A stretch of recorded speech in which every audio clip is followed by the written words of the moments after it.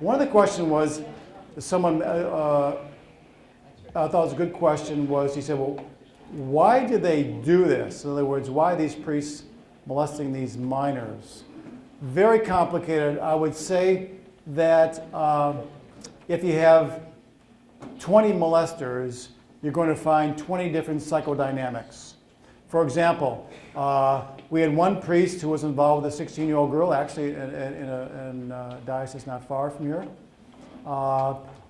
That's child abuse, terrible thing. We had another priest who was involved with scores of 9 and 10-year-olds. They would be clinically very different. Both child molesters, clinically very different. So there are many reasons why someone would do that. Now, when it comes to the abuse itself, I think it's helpful not to say, well, why did the priest do that, but why did the human being do that? Because when you ask, for example, if you have alcoholics, you say, well, why is this priest an alcoholic? Well, why is any person an alcoholic? I mean, usually it's not because he's a priest, it's because he's a human being with flaws and psychological problems. Typically, the reason why some priests molest minors usually has little to do with the fact that he's a priest and more to his own pathology. Now, that's not true in terms of how we deal with it, and some of the problems and mistakes that we made have been specific to the church and how we deal with it. But the fact of the abuse is because he's a human being with some very serious deficits. Some of the major reasons why. Now, I want to say that what I talked to in the first hour was not meant to be simply talking about prepubescent minors. I meant to speak about anyone under the age of majority. So it meant to apply to 16-year-olds, 15-year-olds, 14-year-olds, the whole gamut of victims. As some of you know, real pedophiles, those abuse prepubescent minors. It's a very serious pathology, not curable, of course. And you can manage it, though. You can help them not do it, especially supervise them. But it's an entrenched pathology. Whereas that'd be somewhat different than someone who molests older children. Now, this gets a little complicated, but I think it's helpful. If you got someone between the age of 0 to pubescence, whatever pubescence is these days, those are more pedophiles. If someone molests 11 to 14-year-olds, maybe 13-year-olds, I tend to call them hebophiles. I see different phrases. People use different words. 11 to 13, 11 to 14-year-olds, maybe 14. And then maybe 14-ish to 17, more what we call ephebophiles. Now, these are not in the diagnostic manual, but they're kind of important because the dynamics are going to be different for this crowd. The more classic pedophiles, less than 15% are real pedophiles, but this is where most of the cases were, by the way, in the church. About 80%, I think, of John Jay study, most of the cases were 11 to 14-year-old boys. It's an important fact. Most of the cases were 11 to 14-year-old boys.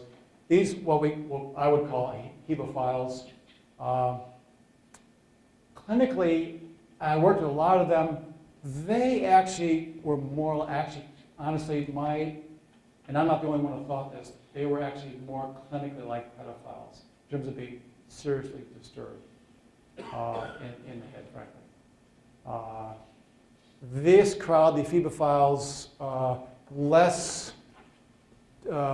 psychologically dysfunctional, more psychosocially inept in all sorts of problems there. But they, again, were, I thought, different than the hebophiles. Now, this is going to be kind of important because most abuse in society are adult males abusing adolescent girls. That's where most abuse is. Most it's males abusing girls. And that's why I'm disappointed, frankly, in the feminist movement, because they've never really taken this on. It really is partly a gender issue. Males abusing their authority with girls. But in the church, it's been more males.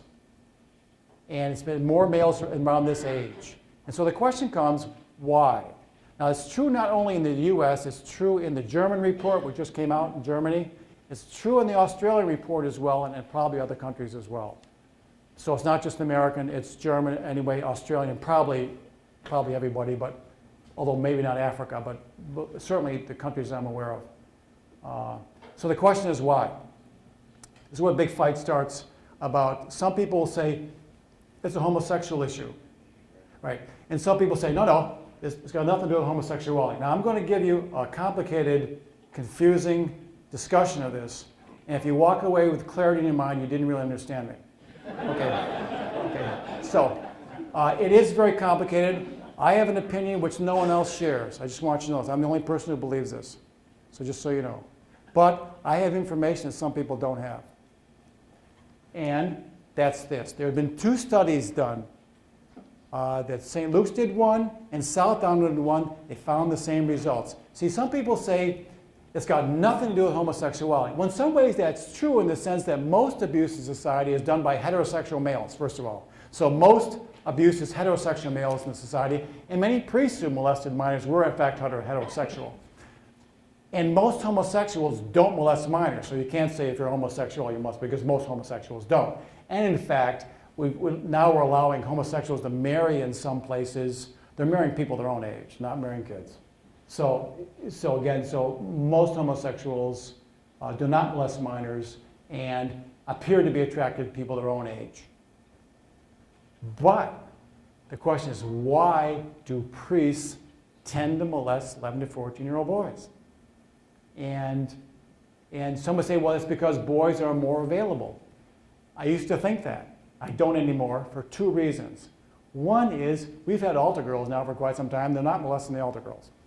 Number 1. Number 2, and this is the data point which most people don't have, is that when you ask the guys who molested the minors, they will tell you, I am homosexual. So they're saying it's not a question of availability, they're saying it's a question of my orientation. Now this is going to get a little more complicated in a minute. So of the 158 priests that we have a study of, and we also have more from Southdown in Canada, same thing. Basically, for prepubescents, it's half and half. 54% heterosexual and 48% homosexual/bisexual, so half and half. That's probably still overrepresenting this crowd because half of priests are not homosexual. But here's where the rubber really hits the road. 1/3 are of post-pubescent kids, 11 to 17-year-olds. 1/3 say they're heterosexual, and about 65%, 2/3, say I'm either homosexual or bisexual. What does that mean? This crowd, which is abusing this group, are much more likely to say, I am homosexual if you ask them. So they're overrepresented in this crowd. Now, is that a problem of homosexuality? Depends on how you define it. You say, wait a minute, if you're attracted to a 12-year-old boy, are you a homosexual? Or what I clinically would call, you are a homosexual hebephile. You see, because there are homosexuals who are not attracted to kids because they're marrying people their own age. So you've got a group of people who, a subset of homosexual people identify themselves as homosexuals, who will say, I'm attracted to 11 to 14-year-old minors. So it's not all homosexuals, it's some homosexuals, you see. And this is why it gets complicated, because I think one of the mistakes we make is we lump people into huge categories. All homosexuals are alike, all heterosexuals are alike, and they're not. There's a lot of different variances of human sexuality. Even among the heterosexual people, if they actually went through all your stuff, which we won't do that here in this course, you'll find out a lot of variances, a lot of different variances going on here. So, what does that say to me? Those who say it's nothing to do with homosexuality, I don't think so. These guys say they're homosexual, and so there's something important about that. But those who say it is all homosexuals, no, many of them are heterosexual, and many homosexuals don't molest minors, so it's a subset of the crowd. It's a subset. It's that crowd. That's where most of the abuse is occurring among priests who are attracted to 11 to 14-year-old boys. That's the crowd. And so it's a subset. Now, I have to say this for a question of my own integrity. I know a lot of priests. I've spent my priesthood working with priests and bishops, whatever, and laity too, but mostly priests, frankly. There are some fine priests who would identify as homosexual, who have never acted out with anyone, who have been lived lives of integrity, have been fine priests. I know that for a fact, and I would be dishonest if I didn't say that. And so I would stand up here and say I defend their vocations. But I would also say we have fallen down on not screening this crowd out and that crowd out. And that was and we're getting better at that, by the way. We've actually started in the last 15 years to actually, when I went to the seminary, they gave you all the battery of exams, but none of them included sexuality. The MNPI, the Rorschach and stuff doesn't do sexuality. So now we're doing psychosexual histories. We're sitting down with them and going through their histories and then forming them sexually. Now, for example, I'll give it an example. I've done some of these myself. I was in one seminary, and the external forum had a first-year seminarian, and I went through the psychosexual history, and I said, what's your sexual orientation? And he said, because they all say they're heterosexual. He said, I'm heterosexual. That's fine. And then I said, how do you know that? This is confidential. I'm a psychologist, and I do it in a confidential setting. I say, how do you know that? I wanted to grapple with it. I want you to talk to me about that. And one guy said, this guy said, well, I just imagine having sex with a woman. Well, that's pretty empty. I mean, it's pretty empty. I asked one guy the question. I told the people yesterday. I said, one guy the question. I said, how do you know you're heterosexual? He said, well, I imagine rubbing suntan on a woman's body on the beach. That's fairly erotic. Heterosexual. Yeah, it's not obvious. His eyes were twinkling when he said that, I think. Yeah. Of course, then I said, yeah, don't do it. I said, boundary issues, don't do it. I'll go, you're fine, you're heterosexual. The other guy said, he gave me this empty response. He was 39 years old, so it was a delayed vocation. So I said to him, well, okay. I said, when's the last, I went through dating history. When's the last time you had a date? He said, well, I was 22. 22? That's 17 years ago. You know? I said, how come you didn't date anyone the last 17 years? He said, well, I never found anyone that I was sexually attracted to. I said, here's someone who's not Italian. I said, so I fall in love 5 times a day, then I go to breakfast. I mean, it's, yeah. No, here's a guy who really, he's really, so here's a guy who's either lying or he's out of touch. Now, I think he was really out of touch with his sexuality. So now we've got a guy who's out of touch with his sexuality who doesn't really know, and you're not going to get much information because he doesn't know. So then I said to him, I'm digging a little bit, so I said, well, tell me, what did you do before you got to the seminary? He said, well, I taught school. I said, great. What grades did you teach? 7th and 8th grade. I said, yeah. He said, I loved it. Loved teaching 7th and 8th grade. I said, great. Now, did you connect better with the boys or the girls?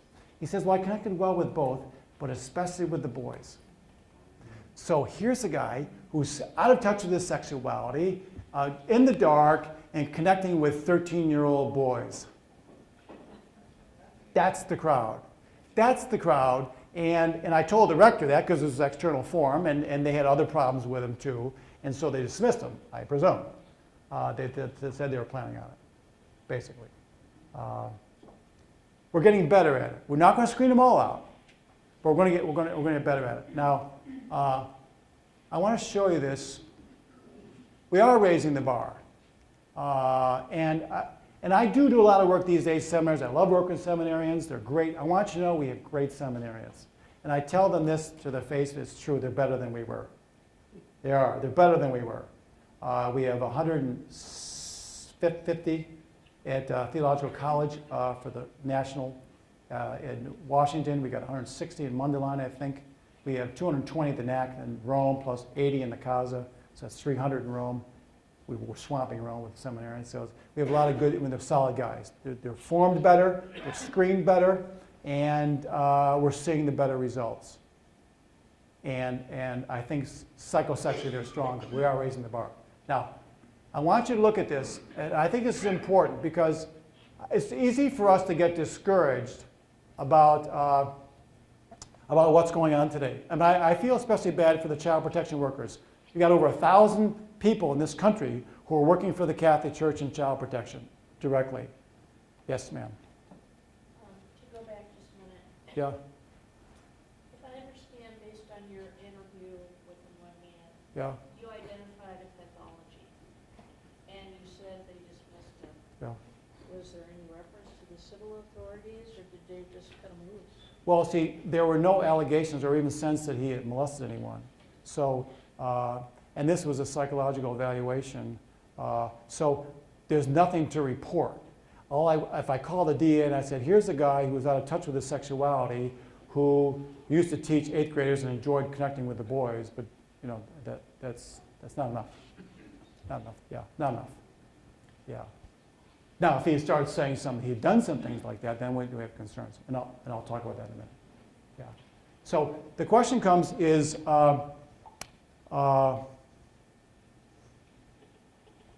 it's kind of discouraging, I think, for everyone's working in the church saying, my gosh, we've been doing all this work since 2002 and before, and you know, is it all for naught? Is it all for naught? As a matter of fact, in 2017, the Catholic Church in the United States spent $34.8 million, and since 2004 spent $400 million on child prevention. Not lawsuits, all that kind of stuff. No, just on child protection training and supervision, all that kind of stuff, since we're spending an enormous amount of money doing education. Like all of you have been through the education program. I mean, we're doing a lot of money on education, prevention, and is it making a difference? And the answer to that is, and you'll see that, by the way, in Peter Steinfeld's article in Commonweal, the answer is yes. It has made a major difference. And then this is important. Are we perfect? No. We're not going to rest until there are no cases of abuse. One is one too many. But we have to know what works. Is what we're doing works? If it doesn't work, then stop it and do something else. But if it does work, then keep doing it, and then have other people do it. And the fact is, when you look at this John Jay study, there goes to 2002, there was this huge spike up in the 70s and early 80s of abuse cases, and then it plummeted. Now, Kara picked up the mantle and did it till 2017. Again, same spike, and then starting about 75, 85, whatever, you see this massive drop for a lot of different reasons. Now, I want you to hear the next point very carefully, because you're going to say, well, wait a minute. And I said the same thing to these numbers. I said, wait a minute, people don't report for a while. So that's why it dropped. Actually, it's not. Both Kara and John Jay said, every time we shake the tree, we have more allegations, we get that same cohort effect. So that's what we're getting even now. The allegations you get, right, Danielle, are the same stuff. Most of them are old. The last time the Syracuse had an allegation, 1990, wasn't it? The last time Syracuse has a known case of a priest molesting a minor was 1990, I think. Except for pornography. We had a criminal case that was found to be... So there's one pornography case, okay. So again, one's too many, one's too much, but nonetheless, it's a massive change for a lot of different reasons. But one of the reasons is the program we have. The fact is that the Catholic Church is no longer a safe haven for child molesters. I think there was a day in which they said, well, I can be celibate, I can have a reputation, whatever, and I can get away with it. Frankly, I think some people thought that. They don't anymore. If they don't, if they do, they're not reading the paper. I mean, so I think that we are, in fact, yes, go ahead.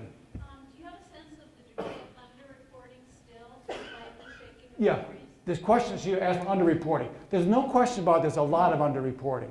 And I think that's why I when she's feeling strong and happy, then I tell her the sad news is, you know, you hadn't heard all the allegations.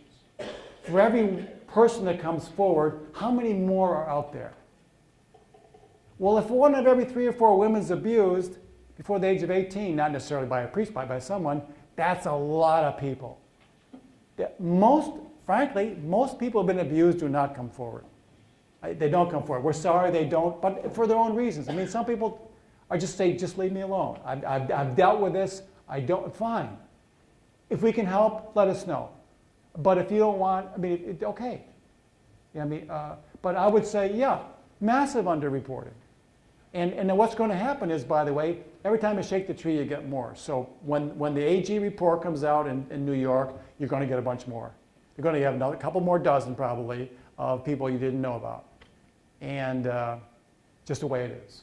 And we're happy when they do come forward. Because that's, again, yeah, sure, it doesn't help the reputation of the church. It costs you money, fine. But that's not who we are. Remember, victims first, healing first. That's who we are as a church.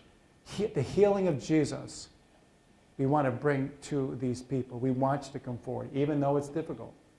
It's good for you. It's good for us, too, by the way. Remember that the elephant in the room, it's good for us when we hear about these things.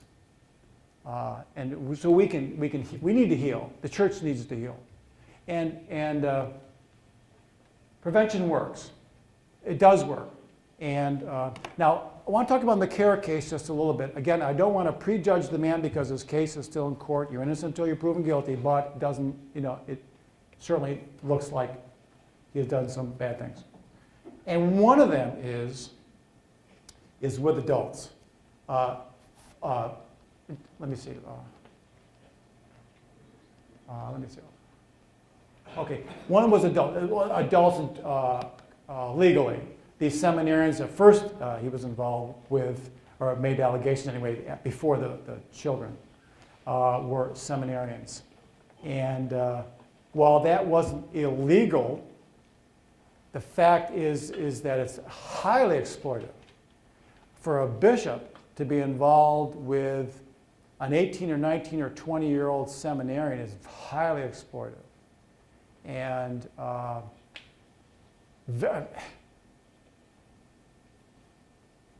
the priests are as mad about that as anything. I've never seen the priests as angry as I have when that McCarrick thing. You promoted him, which really hacked him off. And also, he was exploiting our young, our seminarians. And actually, most of us who went to the seminaries way back when remember those days. And we all heard stories about older priests hitting on seminarians. We all remember those days and remember those stories. And I didn't know in person, but you heard the stories. And there were actually, sad to say, there were a couple of seminary rectors who were sexually involved with seminaries, which is unbelievably bad. And I know for a fact there were at least 3. Now this is incroyable, as the French would say. You say you can't believe it. You're destroying the priesthood. You see, it's just like destroying kids. You're destroying our priesthood. You set this network of dysfunction and abuse. So the priests are mad. I'm mad about it because we knew some of this was going on somehow. You didn't quite see it, but you heard it and you heard the rumors and you kind of said this crap was going on.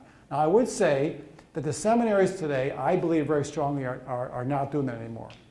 That in fact, I go to seminary, I work with the staff, I work with the students, and I know these young students, and anyone approaches them, they're gonna stand up and say something, and they have.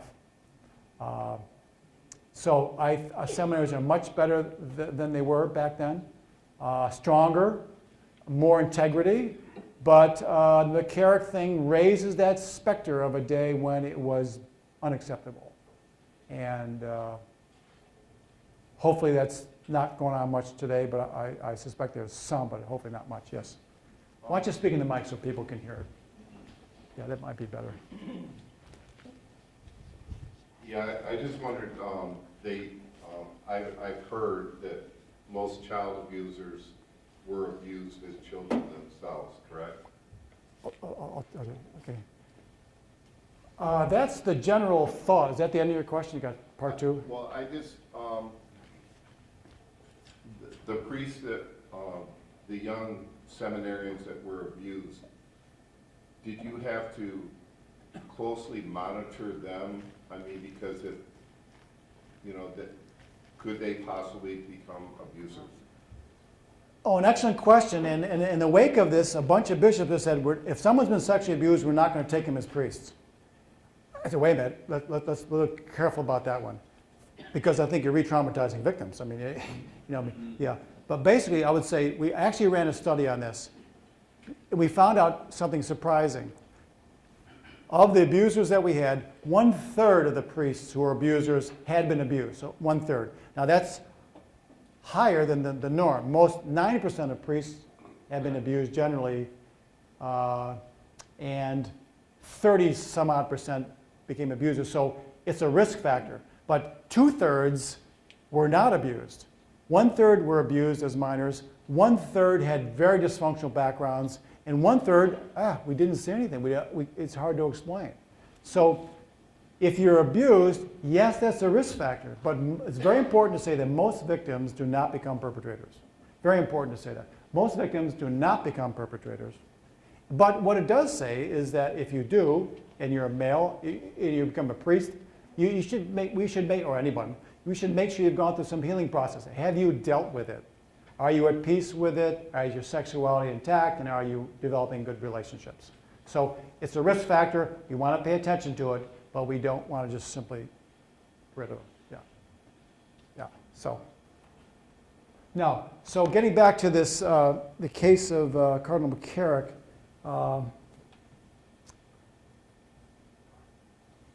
The age of consent is what? Is it 18 in New York? 18? Yeah. Just because you're 18 doesn't mean pastorally and clinically it's free game now. First of all, you're supposed to live a celibate life anyway. Number one, as a priest. Or anyone's supposed to live a chaste life properly. But it's still exploitive.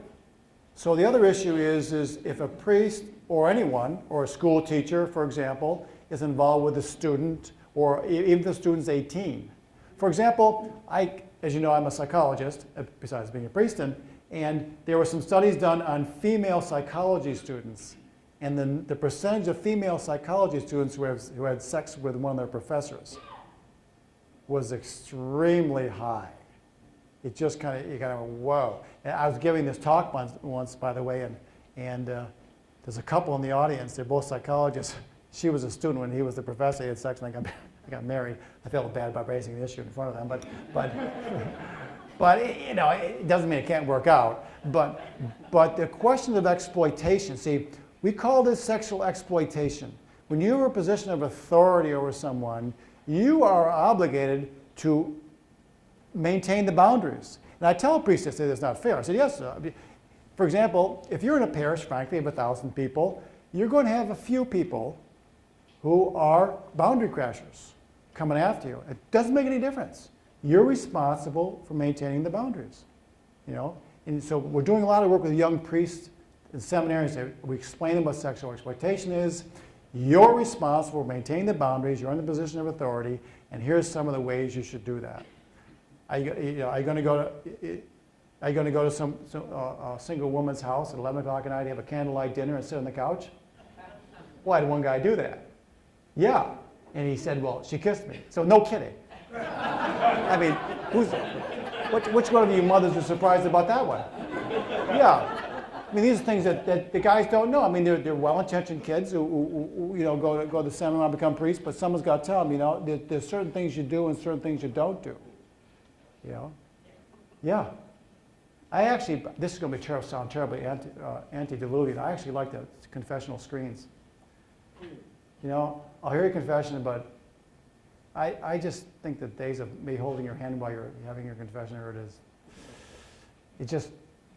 I'm not saying diocese should do that, Jim, but it's you gotta say, okay, let's maintain some appropriate boundaries. Now, the old days it was too much. In the old days, before I was ordained, if you're riding in a car and your mother's in the car with you, she couldn't be in the front with you. She had to sit in the back. That's a little much. But there needs to be some more balance than there is today. Yeah. Why don't you speak into the mic? I have to ask this. I'm just here as a layman. Is it going to take a reformation to change things like celibacy, which I think is ridiculous? Yeah. I'm not finished. Okay.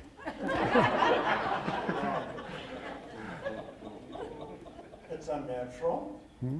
It's not going to end all the problems. You're Talk in the always mic, gonna have sexual- talk in the mic. Sexual abuse, Yeah, it happens in every organization. I does. witnessed it in Boy Scouts at Pleasant Sacrament. The other thing that might take a reformation is when are we going to allow the option of marriage for a priest? okay. Uh, Done now? let's see. No. Right, and also, at least let them, allow them to be a deaconess like St. Phoebe. Okay, there are certain things are beyond my pay grade. I really don't want to go to Alaska, but I would say that Reformation. I would say this. As a researcher, I think it was nice you made that distinction. Let's face it, getting rid of celibacy is not going to stop child abuse because there's plenty of it in other denominations, whatever. And matter of fact, the Protestant clergy say to us every time you get together with our brothers and sisters who are Protestant clergy and are married, they say, we start talking about getting rid of celibacy, and the guy said, well, before you do that, think it twice. I mean, you change one set of problems for another set of challenges. Now, I leave that to the Holy Father. He could change it tomorrow. I know the German bishops are talking about that issue. We do actually have some married Catholic priests of the Latin Rite who are converts from the Lutheran or the Anglican faith. All I can say from my personal perspective is that celibacy has its challenges. I remember I was doing a radio show, and as a husband and wife, by the way, which were interviewing me on a radio show, and they talked about how bad celibacy is, unnatural, blah, blah, blah, blah, blah, and I was just sitting there just taking it. And finally, I just had inspiration. I said, you know, celibacy has its challenges, and it does. It has its challenges and its downsides for sure. I said, but I've got 3 brothers who are married. And I got a couple kids, and, a spouse and a job, and I watched their lives, and, marriage is no piece of cake either. She bumps her husband and goes, yeah. Yeah. So, and I sincerely made this next statement. I think it'll sound kind of sappy, but actually I mean it. I actually truly believe that marriage is a tougher vocation today than priesthood, celibacy. I've watched marriage today in the 21st century. It is very difficult. The pressures on married couples today are much greater than on us.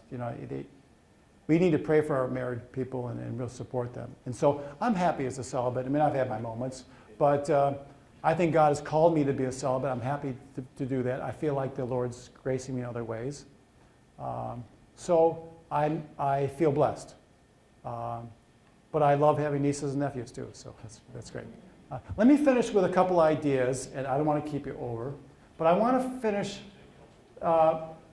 Remember I said to you earlier, this notion that child abuse has been going on forever. And I think right now, I truly believe that the Holy Spirit is asking us to do something about it. We can walk out of this saying, oh, this is awful. Yeah, it is awful. But it's always been awful, but now we have a chance. I'm actually hopeful. Now we have a chance. We have people here in this room who have been victimized, who have come forward, told their stories, working on recovery. We're making progress. We've got people committed to this in the church. The Catholic Church has the most extensive, effective, and expensive child protection program in the world. It's true. If you actually look what the Catholic Church is doing in the United States of America, you'll see that we have the most extensive, effective, and expensive child protection program in the world. Now, it's not perfect, and we have some more things to fix, and hopefully the bishops next month will start that process. But we have done a lot of good, and let's build on that, and we can be a force not only once we fix the church as best we can in the rest of the world, and it's starting. Who is the head of the Pontifical Commission for Child Protection? An American, Cardinal Shawn. Who is the number 2? Monsignor Oliver, an American. Who's head of Working Group 1? Teresa Kettlekamp, an American. The experience that we have is it's working. The numbers show it's working. Not perfect, but it's better. So let's, which we are, try to export that around the world. Let's go to countries that have no child protection programs, and there's a lot of them, and talk to them about protecting their children. Raising the consciousness, having education, and putting these procedures. The procedures work. And so I think we're at a major turning point. I mean, the idea of a reformation, I think that word's not necessarily a bad word. That we're at a major turning point in the church, and I think that God is asking us here, to be part of that phalanx, that healing, that moving forward. And so I think it's a sacred trust the Lord's given to us. And it's difficult, it's painful, but I first of all thank you for hanging with the church. I mean, because we need you. You're part of the solution. You know what I mean? You could walk away, but would that really make it, was that going to make kids better? Safer? No. Being here in this room and working on this issue, that's what makes kids safer. So, finally, let me finish with this idea. We've made a lot of progress. Dallas is working. We're not finished, but there's one thing especially that we have not done, and that is that I personally believe that we as church must eventually be seen and be truly the friends and voice of those who are voiceless. We need to be partnering with victims and survivors and to be on the same side of the table with them. You know, when the news conferences hit, who should be standing next to the victims as their supporters and friends? Should be us. We're gospel message, protecting children. We should be the voice of the voiceless and the friends of the victims. We're not there yet. Many still see us as the enemy, if you will. And so we're not there yet. I think is it painful? Yes, but I think that the Holy Spirit is calling us to do this ministry. We have time for maybe one question. I'm so grateful that you mentioned that some of us want to walk away. I don't What- know if you understand how angry many of us are. Mhm. I've got to tell you, since the Pittsburgh report came out, first of all, I attended the listening session in June of 2002, wrote a letter, never heard a word. I stood up, spoke, never heard a word. Wrote a letter to the editor, never heard a word. The Pittsburgh report comes out, and I take a step back, and I think, you know what I've been doing all my life? I've been writing checks to a criminal syndicate. It is the exact same story around the world. I don't have access to the Holy See or anybody else, and I know as a woman they don't care what I say, but I'm going to say it anyway. I have been writing checks to a criminal syndicate. You guys followed the same playbook all around the world. It's not just children who are being abused. If you read American Magazine last week, the nuns in India and Africa are being raped by the priests and the bishops there, and they're told in confession their job is to fight them off with their lives. That's that woman's job. This is being said by the people who run the Roman Catholic Church. Jesus of Nazareth is weeping for the fact that we have been writing checks to a criminal syndicate. You deny, first you lie, you deny that it happened, you blame the victim, you shame the families, and then you tell us it's over now, we all need to move on. It is not over. When someone abuses you and doesn't tell you exactly what they've done, the exact opposite of what you expect in a confessional, this is what the Catholic Church has done. They say, guess what, it's over, we're going to move on, we're now protecting children. No, it is not over. Not until you tell us what was done. What are we forgiving? No, you guys have ripped the faith out of so many of our hands. Look around this room. Who here is young? I no longer ask my children in their 20s if they go to Mass. Because of what the leadership of this church has done.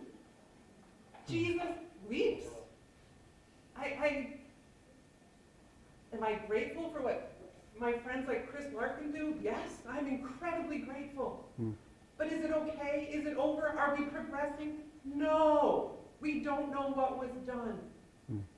Until we do, we cannot move on.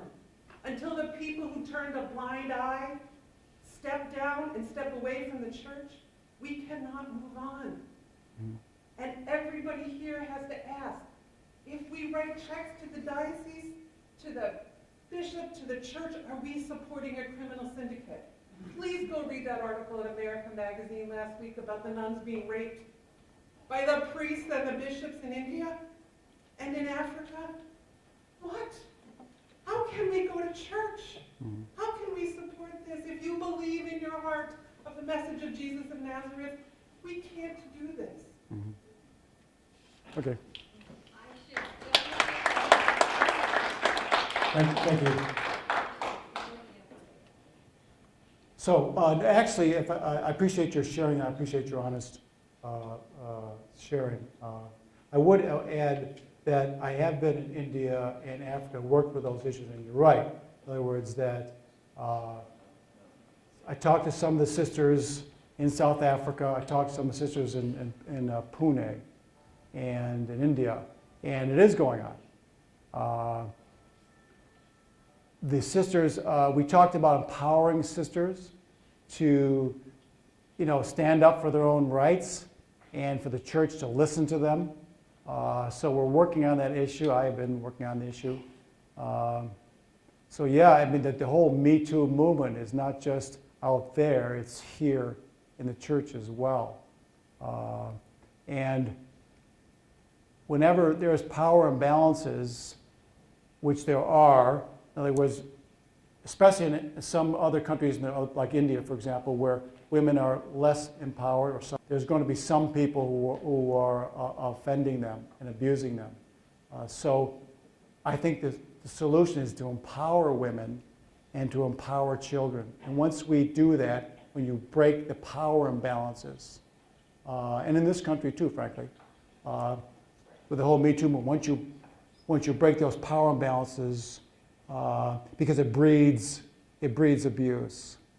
So yeah, no, it's and I would say, what's the some of the things that I'm working on would be, I mean, so the whole thing about, well, maybe they're adults, yes, but it's still massively exploitive. It's contrary to the gospel message, as you say, and something that we need to stop. So I appreciate. Are you saying those priests and bishops are still there? Yes. And is the woman who should be empowered to fight this off in the church should just take those priests and bishops and hang them? Yeah, right. No question about it. Yeah, no, it's no question about it that those who are responsible for perpetrating such things should be fired. No question about it. Yeah, absolutely. Where's the Pope's zero tolerance policy? Yeah. Well, yep. No, I agree with you. Those bishops and priests who perpetrated those crimes should be defrocked. Thank you. Yeah. No, it's obvious. I mean, it's obvious. I think it's not hard to figure that one out. So what can we do about that? How can we make that happen? Well, as they say, think locally, think globally, work locally. I think what we can do is do our best here. I mean, obviously, those who work. I mean, I do a little bit of work overseas, and so we've raised these kind of issues. But I think most of you are, in fact, committed. That's why you're here, frankly. Most of you are committed to these kinds of issues. And I can understand your impatience or your feeling of frustration and feel like we're not getting anywhere. I mean, I get it. I've been doing this since 1990. I feel like we made some progress, but I can understand why people wouldn't. And it's upsetting. It's upsetting. So, yes? You want to talk into the mic, yeah?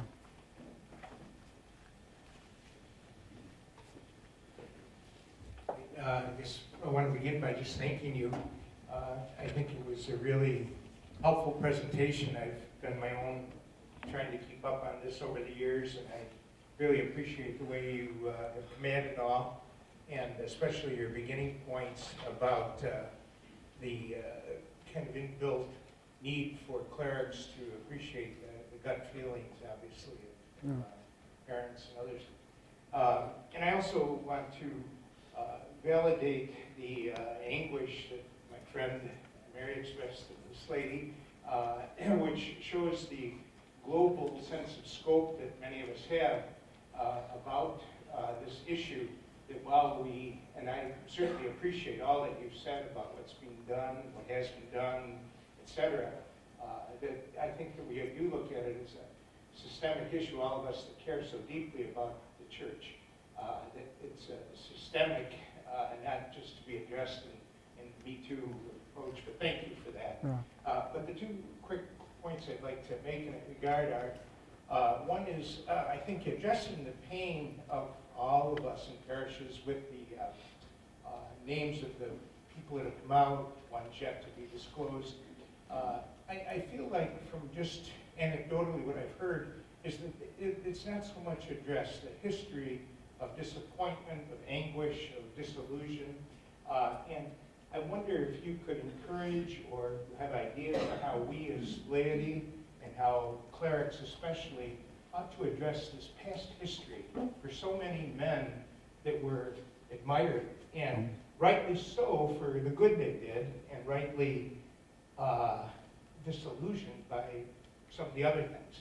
And secondly, as far as the disclosure of continued abuse, whether it's to a cleric from another cleric in an informal way, what do you tell clerics about that? How to discuss that when they're walking with a friend who says, you know, I got a little too close to this kid the other day.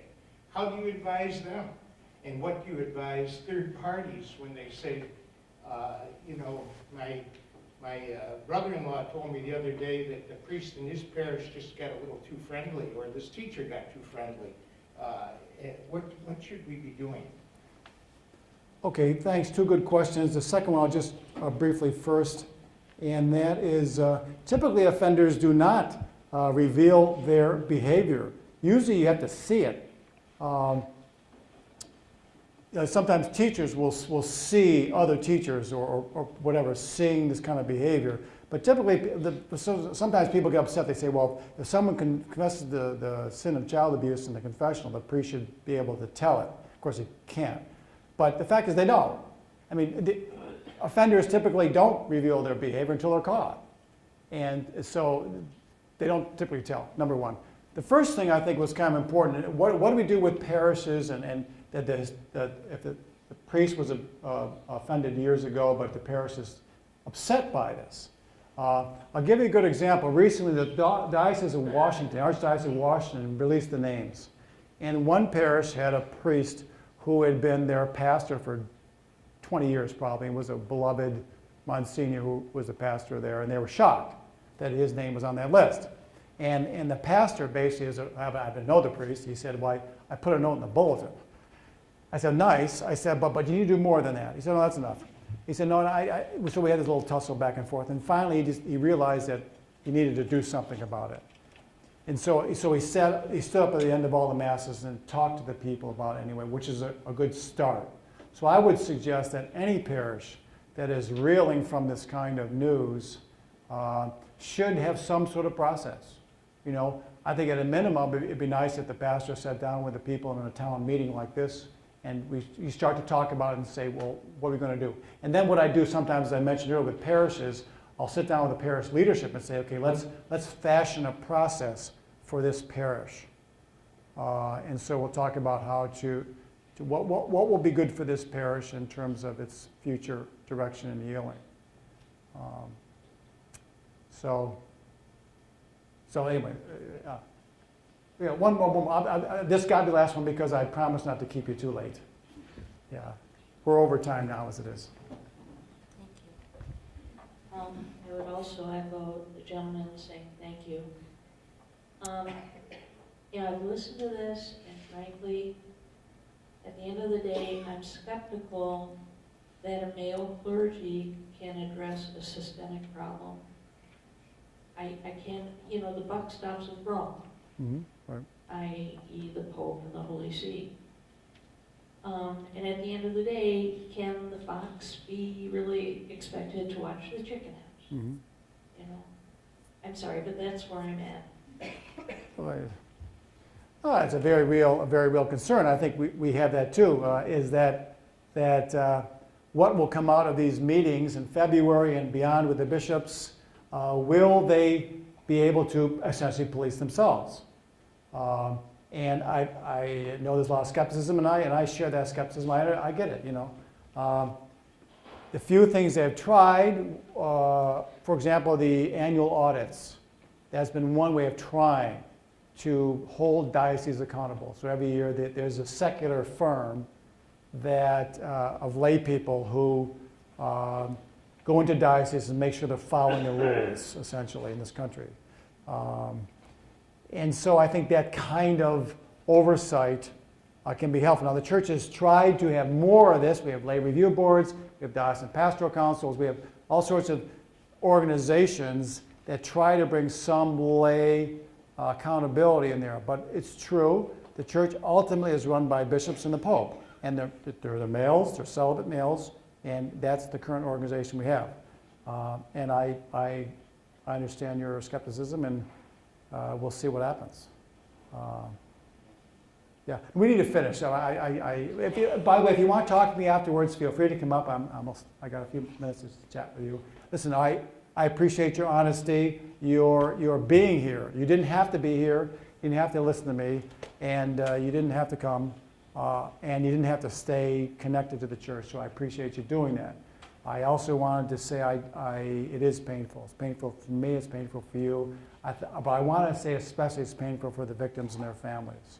So they're the ones we have to remember first. Regardless of how we feel, I'm concerned most about the victims and their families. They're the ones who have been abused.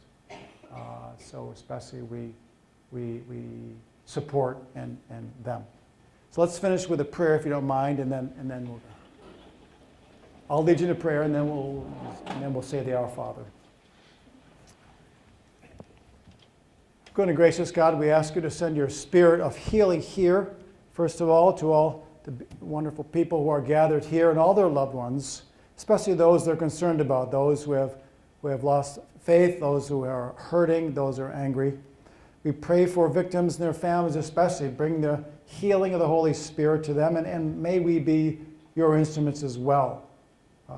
Give us hope that your Spirit is indeed guiding us, however imperfectly we respond. May we inspire trust in you. May you guide us. May we have courage and strength to walk this path of healing and courage that we believe you're calling us to. May your Spirit come and help us. May your Mother Mary spread her mantle over us and bring us your healing. And let us pray together. Our Father, who art in heaven, hallowed be thy name. Thy kingdom come, thy will be done, on earth as it is in heaven.